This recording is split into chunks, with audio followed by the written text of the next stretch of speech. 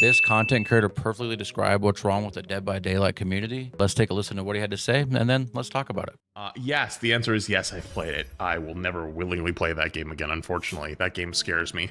Dead by Daylight makes League look like a welcoming, fun community. Dead by Daylight is a game where you have to play by the made-up rules, not just by the game.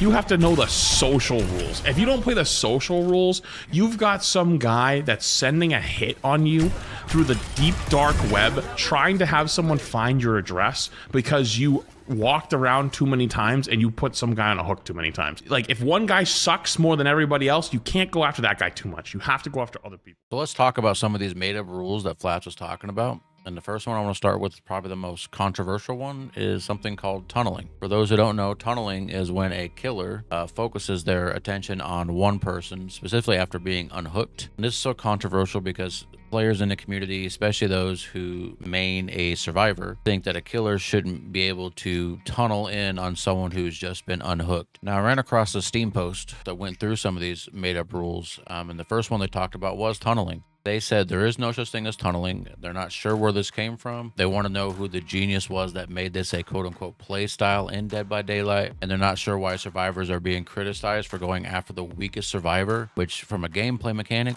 does make sense. You'd want to go after the weakest one first. Now, the next made-up rule to talk about here is camping. And camping, for those who don't know, is a strategy in which a killer remains in the immediate vicinity of a hook survivor, effectively patrolling the area to prevent rescue attempts. Now, camping is not just something you'll find in Dead by Daylight. It's in a lot of competitive games, such as first-person shooters, for example, Call of Duty, Counter-Strike, or Halo. A lot of players view it as just a way to gain an advantage, and I myself, back in the day, don't judge me here, when I played Call of Duty in Team Deathmatch, I was a camper, okay? Don't judge me, but I was a camper. But in Dead by Daylight terms, let's add some context. There are two different types of camping. There's what they call face camping, which refers to standing directly in front of a hook survivor.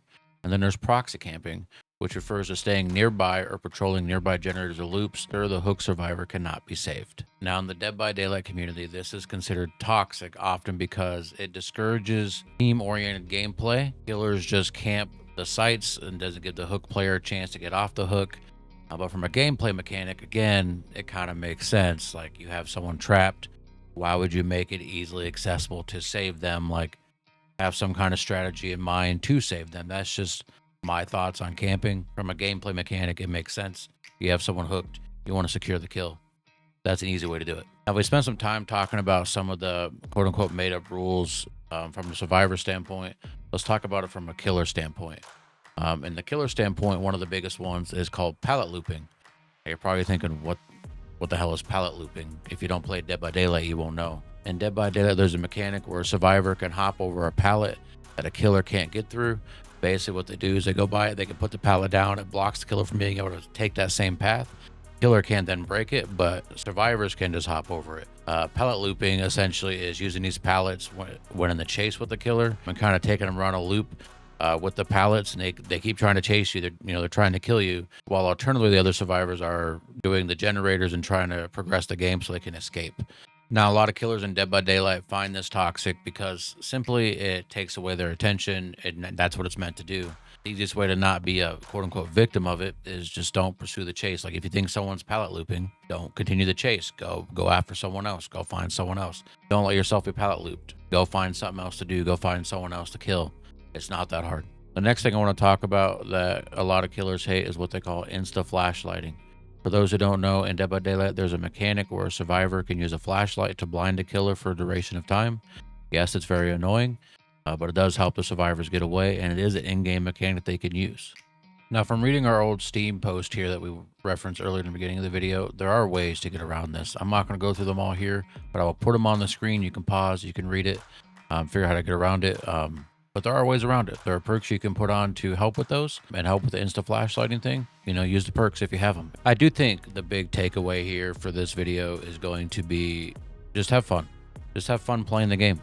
I think that's overall in gaming what we're missing anymore is everything becomes so competitive, we miss just having fun. And I think that takes the fun away from everything when you aren't having fun.